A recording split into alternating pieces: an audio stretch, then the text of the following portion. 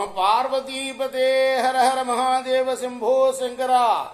మాఘమాసంలో ఈరోజు 19వ రోజులో ప్రవేశించాం. మాఘ పురాణం నుండి 19వ అధ్యాయం చెప్పుకుందాం. సమర్థ సద్గురు సాయినాథ్ మహారాజ్ కీ జై. గృత్సమద మహర్షి జుహ్నుమునితో ఇలా పలికాడు, ఓయి విను, గోమతీ నదీ తీరంలో పవిత్రమైన నైమిషారణ్యం ఉన్నది. అక్కడ బహువిధములైన లతావృక్ష గుల్మాలు ఎన్నో ఉన్నాయి. అక్కడ ఉత్తమమైన తపోధనులు ఎందరో నివసిస్తూ ఉన్నారు. తమకు నచ్చిన తపస్సును, తమకు నచ్చిన యాగాన్ని చేసుకుంటూ ఉన్నారు. జ్ఞానం, వైరాగ్యం, ఇంద్రియ నిగ్రహం కలిగి సర్వోత్తములైన వాళ్లలో పరస్పరం నేనెక్కువ అంటే నేనెక్కువ అనే వివాదం కలిగింది.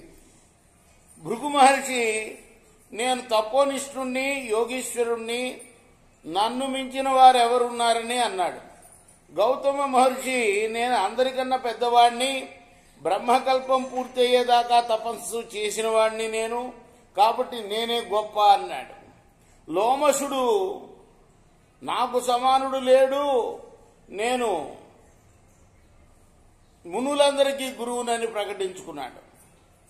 ఇక గార్గ్యముని, నేను సభలో నిలబడి వేదశాస్త్రాలన్నీ చదివిన వాణ్ణి, కాబట్టి నేను ఉత్తముణ్ణి అన్నాడు. ఇక మాండవ్య మహర్షి, నేను కర్మలను ఏమరకుండా యథాకాలం చేస్తాను, ఏ కాలంలో చేయాల్సిన కర్మ ఆ కాలంలో చేస్తాను, సత్కర్మల్ని ఆచరిస్తాను, అన్ని శాస్త్రాలు చదివిన వాణ్ణి, నాకన్నా ఉత్తముడేవుడని గర్జించాడు ఆయన. ఇక శంతన మహాముని, నేను యోగాభ్యాసం చేసేవాడిని, ఆత్మజ్ఞానిని, ఏకాగ్రత కలవాడిని, నన్ను మించిన వాడు ఎవడు లేడని పలికాడు.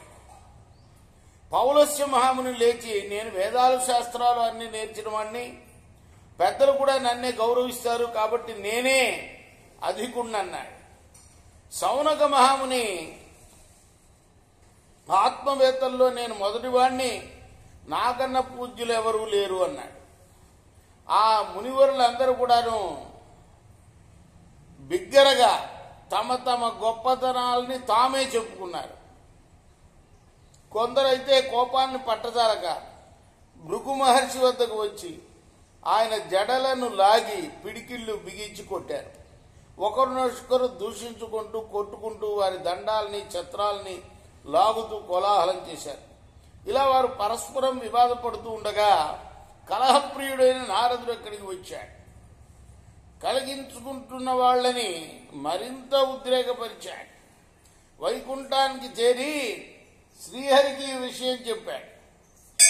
శ్రీహరి కూడా, నారదా, ఆ ముళ్ళు జ్ఞానులైనా కూడాను నా మాయకు లోబడి కలహించుకుంటున్నారయ్యా, వీరి వివాదాన్ని ఉపాయం చేత శమింపచేయవలే. నాకిష్టులైన సనక, సనందన, సనత్కుమార, శరత్ సుజాతుల్ని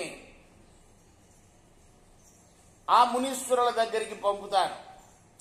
వీరు నలుగురు కూడా ఎల్లప్పుడూ 5 సంవత్సరాల వారుగానే ఉంటారు. వీరి బాల్యంలో చతుర్ యుగాలు ఎన్నో గడిచిపోయాయి. వీరితో పాటు వృద్ధుడు, బుద్ధిశాలి అయిన మార్కండేయుని కూడా పంపుతాను. అతడు 7 మహాకల్పాలు జీవించేవాడు. మునులకి మార్కండేయులకి వివాదం జరుగుతుంది. నారదా, నువ్వు అక్కడికి వెళ్లి చూడు అని వాళ్ళని పంపాడు. మార్కండేయ మహర్షి వివాదపడుతున్న మునుల దగ్గరికి వచ్చాడు. కొత్తగా వచ్చిన మార్కండేయ మహర్షిని చూచి వివాదపడుతున్న మునులు వివాదాన్ని ఆపి అస్పష్టమైన మాటలతో వారికి గౌరవాన్ని చూపారు. మార్కండేయుడు కూడా వారిని అందరినీ కుశల ప్రశ్నలు వేశాడు.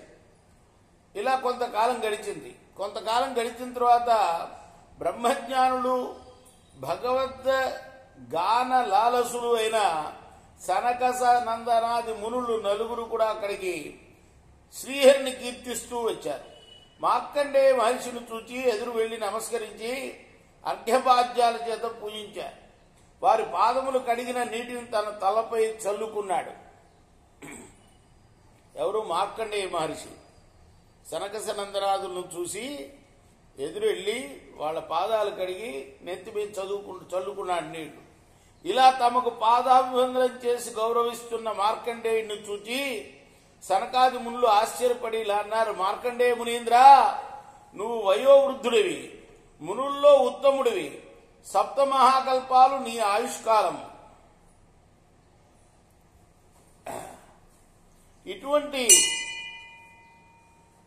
అంటే మహాకల్పాలంటే ఏమిటంటే కృత, త్రేత, ద్వాపర, కలియుగాలు 4 కలిపితే ఒక యుగం అవుతుంది. ఇటువంటి మహాయుగాలు 1000 గడిస్తే బ్రహ్మకి ఒక పగలు.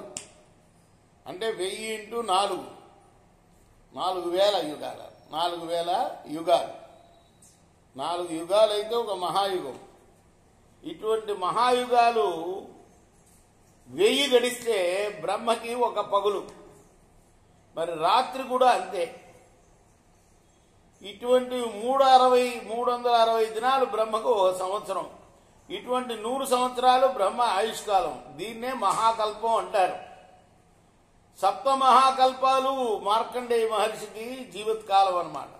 ఇటువంటి నువ్వు బాలురమైన మాకు నమస్కరించి పాదోదకాన్ని నీపై చల్లుకుంటున్నావేమిటి? వృద్ధులు బాలులకు ఎదురు వెళ్లటం, నమస్కరించడం చేయరాదని కదా వేదం చెబుతుంది. మేము 5 ఏళ్ల వాళ్లమే కదా అని పలికారు వాళ్ళు. ఇలా సనకాదులు పలికిన మాటలను విని మార్కండేయ మహర్షి ఇలా అన్నాడు, ఓ భగవద్గాన లాలసులారా, ఒక్కొక్క దినం గడుస్తూ ఉంటే ప్రాణుల ఆయుర్దాయం కుండ నుంచి స్రవించే నీరులాగా తగ్గిపోతున్నది. 21 కల్పాలు జీవించినా కూడా మృత్యువు తప్పదు. ఇందులో అసత్యం లేదు. ఎక్కువ వయస్సు ఉండటం వల్ల ప్రయోజనం ఏమీ లేదు. వేదశాస్త్రాలని చదవడం చేత ఉపయోగం పెద్దగా లేదు. తపస్సు చేత, కర్మానుష్ఠానం చేత కూడా అంతగా ప్రయోజనం లేదు. కాబట్టి ఎవరు జ్ఞానం లేనివాడు ఇవన్నీ చేసి కూడా ప్రయోజనం లేదు. నిరర్థకంగా కాలం గడపడం చేత దుష్టుల జీవనం గడిచిపోతూ ఉంటుంది. జ్ఞానాన్ని సంపాదించువాడే ఎక్కువ, వ్యర్థంగా అజ్ఞానియే ఎక్కువ కాలం గడిపిన వాని గొప్పతనమే ఉన్నది. వినాశకాలం దాపురించినప్పుడు ప్రాణిలోకం భయాన్ని పొంది తాను చేసిన కర్మల్ని అనుభవించి మరలా జన్మిస్తూ ఉంటుంది. నిత్యం కాని దేహంతో విష్ణు కథా ప్రసంగం చేయు అని బ్రతుకు సార్థకమవుతుంది. మహాత్ములైన సనక నందన సనత్ కుమార సనత్ సుజాతులారా, మీరు నిరంతరము విష్ణు కథా ప్రసంగాన్ని చేస్తారు. నిత్యం ఆయన్ని తలచి నమస్కరిస్తారు. శ్రీహరి ఎల్లప్పుడూ నీ హృదయ పద్మాల యందే ఉంటాడు. మేము క్షణకాలమైన విష్ణువును స్మరింపము. శ్రీహరి ప్రసంగాలను కూడా చేయము. విష్ణు కథను మానిన వాడు ఎంత వృద్ధుడైనా వాడు బాలుడి కిందే లెక్క. విష్ణు కథను విడవని వాడు ఎంత బాలుడైనా వృద్ధుడే.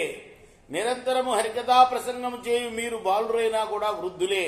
హరికథా ప్రసంగం లేని వారెంత వృద్ధులైనా బాలురే. కాబట్టి మాకన్నా మీరే గొప్పవారని మార్కండేయ మహర్షి సమాధానం చెప్పాడు ఆ సనక సనందనాథులకి. మార్కండేయుని మాటలను విని సనకాది మహర్షులు శ్రీహరిని కీర్తింపసాగారు. వారి మాటలను వింటున్న మునులు తమలో తాము ఎక్కువ తక్కువ అనుకుంటాం మూర్ఘత్వం అని గమనించుకుని సిగ్గుపడ్డారు. వారందరూ కూడా మార్కండేయ మహర్షికి సనకాది మునులకి పాదాభివందనం చేశారు. మేం మీ వల్ల విష్ణు కథా ప్రసంగపు విలువ తెలుసుకున్నాము కాబట్టి విష్ణు భగవాన్ని మహిమ ఎరిగే శక్తి ఇందని ప్రార్థించాడు. నారదులు కూడా శ్రీహరి వద్దకి జరిగిన దాన్ని చెప్పారు. అప్పుడు శ్రీహరి వ్యాసరూపమైన సూతునకు సర్వశ్రుతుల జ్ఞానాన్ని బోధించాడు. సూతుని వలన మునులు మొదలగు వారందరూ కూడా శృతుల సారం, శృతులంటే వేదాల సారం ఎరిగారు. సౌనకుడు మొదలైన మునులు కూడా అహంకారం మొదలైన మనోవికారాలను విడిచి ప్రశాంత చిత్తులై పరమేశ్వర జ్ఞానం, పరమేశ్వర చింతనం కలిగి ఉన్నారు. హారకేయురాది భూషణాలు తమ తమ విభిన్న రూపాలందినా కూడా కరిగిపోయి తుదకు తమ మూలధాతువైన సువర్ణంగా మారినట్లుగా ప్రాణులు కూడా తమ తమ కర్మ విశేషాలని అనుసరించి వివిధ రూపాలు పొంది తుదకు పరమాత్మలోనే ఐక్యం అవుతారు. వేదాంగాలను సర్వశాస్త్రాలను అభ్యసించి పరమాత్మ మహత్యం ఎరిగి పరమాత్మ చింతనం చేసి భగవద్ అనుగ్రహం అందుటయే జ్ఞానానికి ఫలితం. మాఘమాసాది వ్రతాలు భగవత్ చింతనను నిరంతరం అలవాటు చేసి జీవుల్ని తరింపజేస్తాయి. జహ్నుమునీశ్వర, మాఘమాస వ్రతాచరణ భగవత్ చింతనాన్ని జీవికి అలవాటు చేస్తుంది. అట్టి చింతనం వల్ల ప్రాణి ఇహలోక సుఖాలని, పరలోకాన్ని, దుష్కర్మ క్షయాన్ని, సత్కర్మాచరణాన్ని పొంది సత్కర్మ ఆచరణ ఫలాన్ని పొంది భవసాగరాన్ని తరిస్తాడు. మునులు అహంకారాన్ని, మార్కండేయముని వినయ వివేకాలని, సనక సనాంధ్రాల మహత్యాన్ని పరిశీలించి ప్రాణి వినయాన్ని, భగవత్ చింతనమును, జ్ఞానఫలములని ఎరిగి ఆచరించి భవసాగరాన్ని దాటవలె సుమా అని గృత్సనమత మహర్షి వివరించాడు జిహ్నుమునికి. నమ పార్వతీపతే హర హర మహాదేవ శంభూ శంకర.